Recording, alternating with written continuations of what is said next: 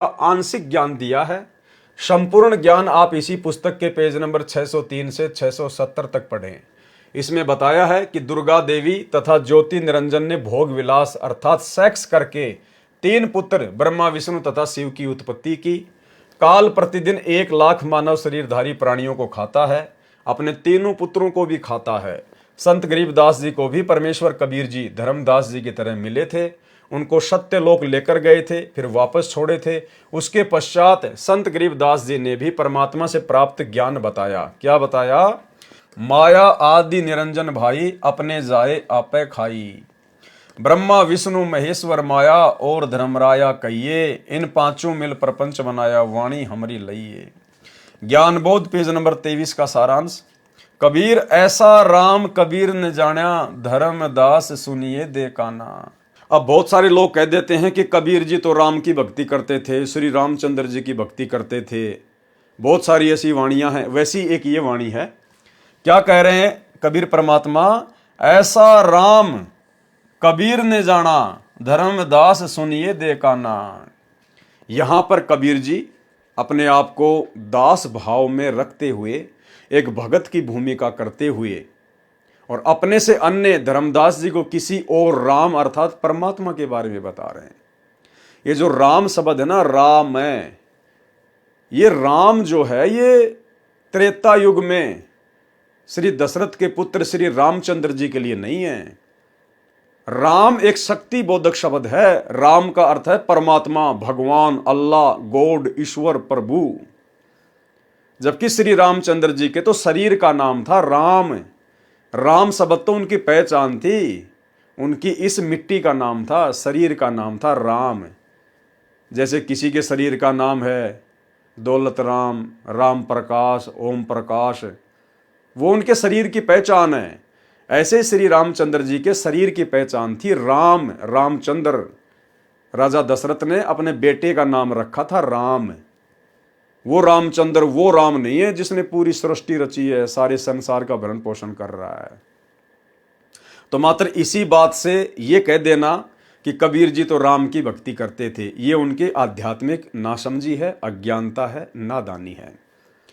अन्यथा फिर मैं आपसे एक सवाल करता हूं, बताओ, जो लोग ये कहते हैं कि कबीर जी तो राम की भक्ति करते थे, राम के बारे में कहा उन्होंने, तो बताओ फिर मीराबाई किसकी भक्ति करती थी? आप लोग झट से कहोगे कि मीराबाई श्री कृष्ण जी की भक्ति करती थी, क्योंकि जो लोग सतगुरु रामपाल जी की शरण में नहीं है उनको तो केवल इतना ही ज्ञान है। वो झट से कहेंगे मीराबाई श्री कृष्ण जी की भगत थी। नहीं, मीराबाई ने श्री कृष्ण जी की भक्ति को त्याग दिया था जब उनको कबीर परमात्मा मिले थे। और मीराबाई यदि श्री कृष्ण जी की भगत थी तो भाई फिर मीराबाई ने राम के गुण क्यों गाए? पायो जी मैंने राम रतन धन पायो, ये किसने बनाया शब्द है? आप कहोगे मीराबाई का शब्द है, पायो जी मैंने राम रतन धन पायो।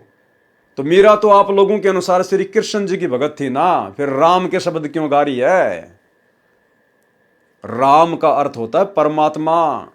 जो राम श्री कृष्ण जी की भक्ति त्यागने के बाद मीरा जी को मिल गया था, उस राम के गुण गा रही है मीरा। ना श्री कृष्ण का गुण गा रही है और ना श्री रामचंद्र जी का गुण गा रही है। मीरा उस वास्तविक राम का गुण गा रही है। वो राम कबीर जो मीराबाई को मिले थे, उनको उपदेश दिया था, मीराबाई ने उनकी शरण ग्रहण की थी। तो भाई और बहनों, सतगुरु रामपाल जी के सत्संग सुनो, तब ये बातें आप लोगों के धीरे धीरे समझ में आने लगेंगी। अन्यथा आप लोगों के अनुसार यदि मीराबाई श्री कृष्ण जी की भक्ति कर रही थी तो मीराबाई के जहर को परमात्मा ने अमृत बनाया कि नहीं बनाया? आप सब कहोगे हाँ, मीराबाई को जहर पिलाया गया था, मीराबाई जहर पी के भी नहीं मरी।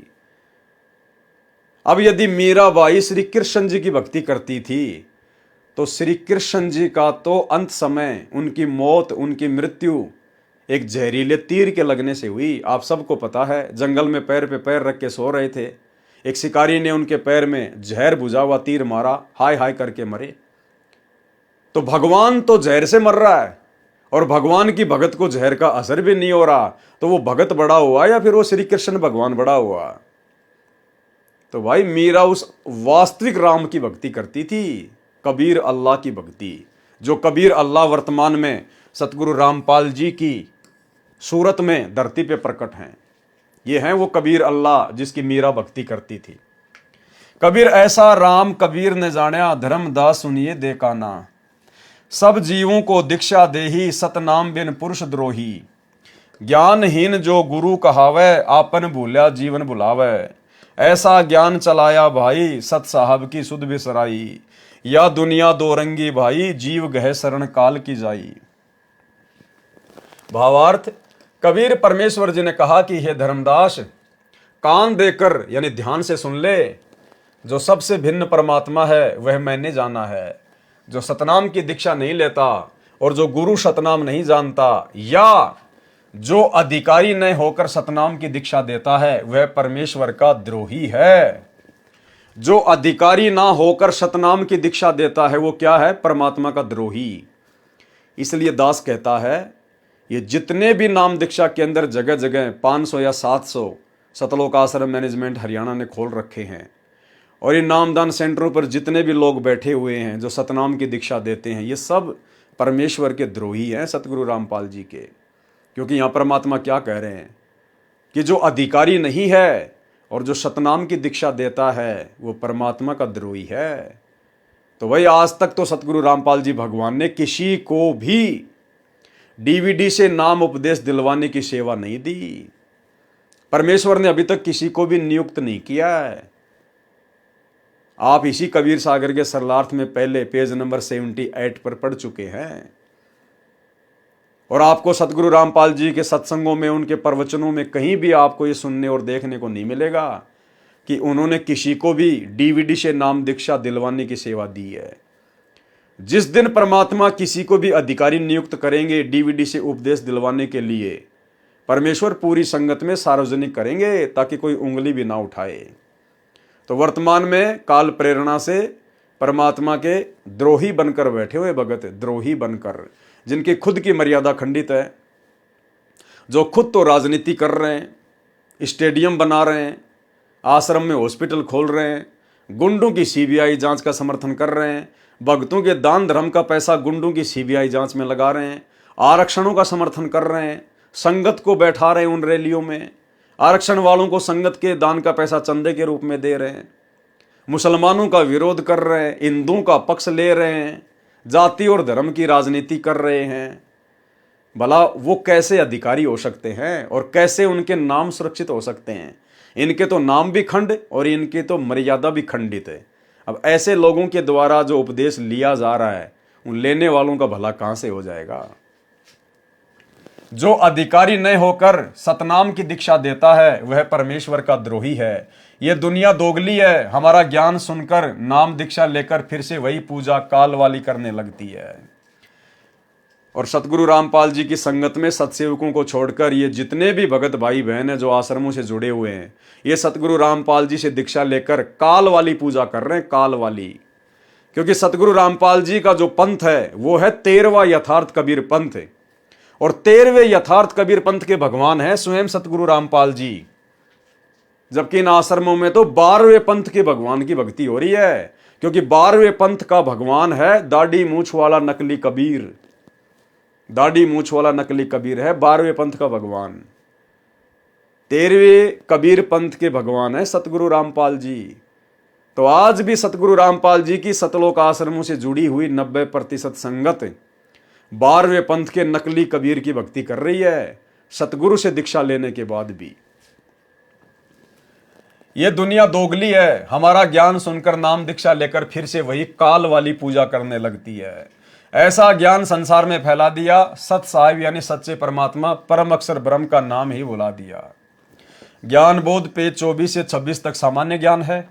ज्ञान बोध पेज 25 पर एक वाणी है, सार शब्द ब्राह्मण नहीं जाने, आदि नाम शूद्र ही बखाने। ये 650 साल पहले की बात बता रहे हैं परमात्मा कि उस समय के जो ब्राह्मण थे वो सार शब्द के विषय में, सार नाम के विषय में नहीं जानते थे। आदि नाम यानी उस सार शब्द को तो शूद्र ही बखाने, यानी परमेश्वर जो धानक रूप में लीला कर रहे थे, इसलिए कह रहे हैं कि वो शूद्र, वो कबीर जुला ही जानता है। भावार्थ, ऊंची जाति वाले ब्राह्मण सार शब्द नहीं जानते, जिस कारण से अपना अनमोल जीवन नष्ट कर रहे हैं। उस सार शब्द यानी आदि नाम का भेद शूद्र यानी छोटी जाति वाला कबीर जुलाहा बखान करता है यानी वर्णन करता है। ज्ञान बोध पेज 27 का सारांश। परमेश्वर कबीर जी ने सत्यलोक तथा अपनी महिमा आप ही बताई है। सतलोक की जानकारी और अपनी महिमा किसने बताई है? परमेश्वर कबीर जी ने सतलोक तथा अपनी महिमा आप ही बताई है। अब अगर कोई अवतार भेजा होता तो नाम लिख देते कि भाई उनके अवतारों ने भी बताई है। कोई अवतार नहीं होता परमात्मा का, ये स्वयं ही अवतरित होते हैं। कबीर परमेश्वर स्वयं ही अवतार हैं, इनका कोई अवतार नहीं है। ये नादान संगत सतलोक आश्रमों से जुड़ी हुई जो अपने पूज्य गुरुदेव भगवान को ना पहचान कर उनको कबीर जी का अवतार मानती है, ये इनकी सबसे बड़ी नादानी है, महामूर्खता है। अभी इन लोगों को सृष्टि रचना अच्छे से समझ में आई नहीं है। ये कबीर परमात्मा स्वयं ही अवतरित होता है। अब कितनी बार लिख रहे हैं गुरुदेव, कितने प्रमाण दे दिए कि परमेश्वर कबीर जी सतलोक तथा अपनी महिमा आप ही बताते हैं। और कितने सत्संगों में कह रखा गुरुदेव ने कि अपने द्वारा रची गई सृष्टि की जानकारी परमात्मा स्वयं ही बताता है। सत्संग केवल सत्पुरुष ही कर सकता है सतगुरु रूप में। तत्व ज्ञान केवल परमात्मा स्वयं ही देते हैं। तत्वदर्शी संत की भूमिका कबीर परमात्मा खुद ही निभाता है। उसके बावजूद भी ये संगत नहीं समझ पा रही कि हमारे गुरुदेव भगवान कौन है, आज ये तत्व ज्ञान कौन दे रहा है, आज सतगुरु की भूमिका कौन कर रहा है, हम किसको बंदी छोड़ कह रहे हैं। सुनिए सत्संग। परमात्मा कहते हैं वो स्वयं ही यहाँ पर तत्वदर्शी संत बनकर आते हैं और अनजान संतों और ऋषि महर्षियों के द्वारा जो भक्ति का स्वरूप बिगाड़ दिया जाता है उसको स्वस्थ करने के लिए आते हैं। वो स्वयं ही परमात्मा होते हैं, वो परम अक्षर ब्रह्म वो स्वयं है, वही संत रूप धारण करते हैं, वही एक परम भक्त की भी भूमिका करते हैं।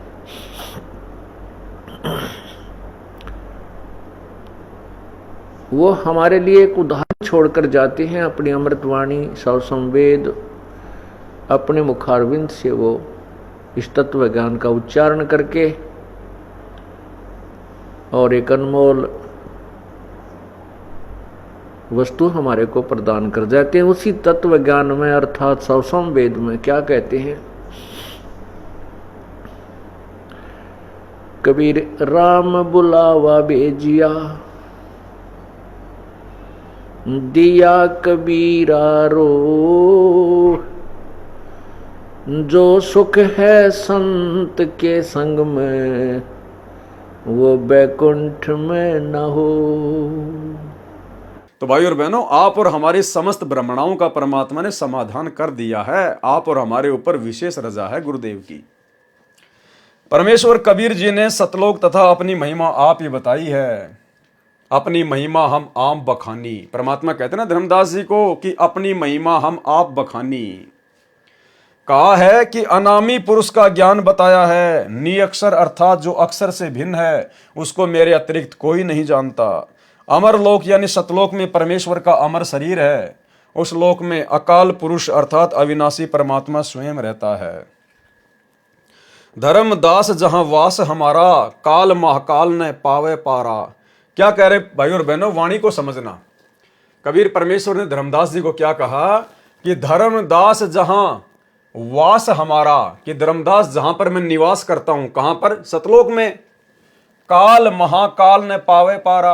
ये काल और महाकाल, काल यानी अक्षर पुरुष, महाकाल यानी अक्षर पुरुष, ये भी मेरे विषय में नहीं जानते। तो भाई जिस स्थान पर वो कबीर परमात्मा रहता है और जिसके विषय में ये काल और महाकाल भी नहीं जानते, तो काल और महाकाल के अंतर्गत जितने भी प्राणी हैं भला वो कैसे जान जाएंगे?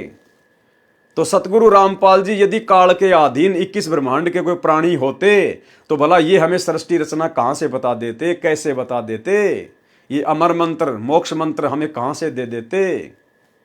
जिनके विषय में काल और महाकाल को भी नहीं पता है। तो कौन हुए फिर सतगुरु रामपाल जी? काल और महाकाल के पिता कबीर परमेश्वर। धर्मदास जहां वास हमारा, काल महाकाल ने पावे पारा। निर्भय गर बोई है भाई, यानी वही सतलोक है निर्भय, अन्यथा कोई भी यहां पर निर्भय नहीं है। भय रहित तो वहां जाकर ही हुआ जाएगा। निर्भय गर बोही है भाई, रोग न व्यापे काल न खाई। वहां कोई रोग नहीं है, कोई मरण नहीं है, और वहां पर जाने के बाद में काल भी नहीं खाता। ऐसा है वह देश हमारा, जहां से हम आए संसारा, कि वहां से चलकर मैं संसार में आया हूं, जहां से चलकर हम आए संसारा।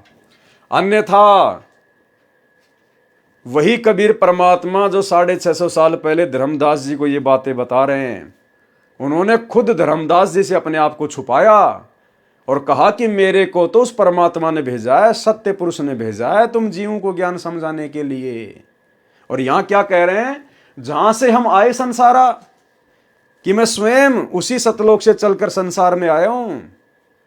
लेकिन इसके बावजूद भी धर्मदास जी की बुद्धि को देखते हुए कबीर परमेश्वर ने अपने आप को छुपाया कि मैं तो सत्य पुरुष के द्वारा भेजा गया हूं।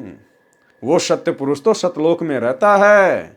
सुनिए सत्संग। 1 लाख है और वहां पर इतना कष्ट पावे हैं उस सूक्ष्म शरीर में। तो धर्मदास वहां पर इन्होंने बहुत बुरी तरह याद किया। तो सतपुरुष ने मुझे हुक्म दिया। अब ये नहीं कहा कि मैं खुद सतपुरुष हूँ और मैं वहां से चाल्या भाई, क्योंकि धर्मदास की बुद्धि थोड़ा काम करे हमारी। हम भगवान को कुछ और आकार में मानते हैं, परमात्मा का निराकार से फलाना से, वो तो उसका और रूप से। अगर वो न्यू ना कहते तो धर्मदास फिर कच्चेपन में आ जाता। यही बताया कि मेरे को सतपुरुष ने भेजा भाई और शब्द की शक्ति दे दी। जाके कहा कि तपस्या पे काल जीवों को गणा दुखी कर रहा है, और जाओ उनकी तपत ठीक करो और उनको सतमार्ग बता दो कि यो काल तुम्हारा दुश्मन है, इसकी साधना करना तुम्हें बहुत हानिकारक होगा, कि तुम केवल ही इसको परमात्मा मत मानो, परमात्मा और है। ये सारी जानकारी। तो ठीक इसी प्रकार भाई और बहनों, आप और हमारी अल्प बुद्धि को देखकर वर्तमान में ये सत्य पुरुष सतगुरु रामपाल जी भगवान, ये कबीर परमात्मा कैसे कह देगा कि मैं ही सत्य पुरुष हूं? इसलिए ये भी अपने आप को छुपा रहे हैं। और जब हम इनके संकेतों को समझने के लायक हो जाएंगे, उस समय ये सारी बातें परमेश्वर ने खुलकर भी लिखी हुई हैं अपनी पुस्तकों में, अपने सत्संगों में कही हुई हैं। फिर हमारे सामने जैसे ही वो सत्संग आएंगे, जैसे पुस्तकों में लिखी गई वो बातें आएंगी, हमारा विश्वास दृढ़ हो जाएगा। हम अपने गुरुदेव भगवान की पहचान आसानी से कर पाएंगे।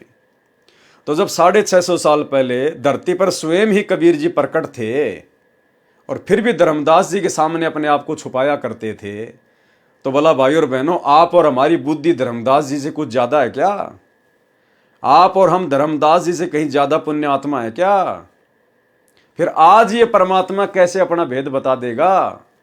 अगर इन्होंने सन 1994 से जब से ज्ञान प्रचार शुरू किया, अगर उसी वक्त ये कह देते कि मैं कबीर हूं, मैं कबीर हूं, मैं सतलोक से आया हूं, सतलोक का राजा हूं, 650 साल पहले मैं ही आया था, मैंने काल बनाया, मैंने ये दुर्गा बनाई, मैंने महाकाल बनाया, कोई इनके सत्संग सुनना भी पसंद नहीं करता। सत्संग सुन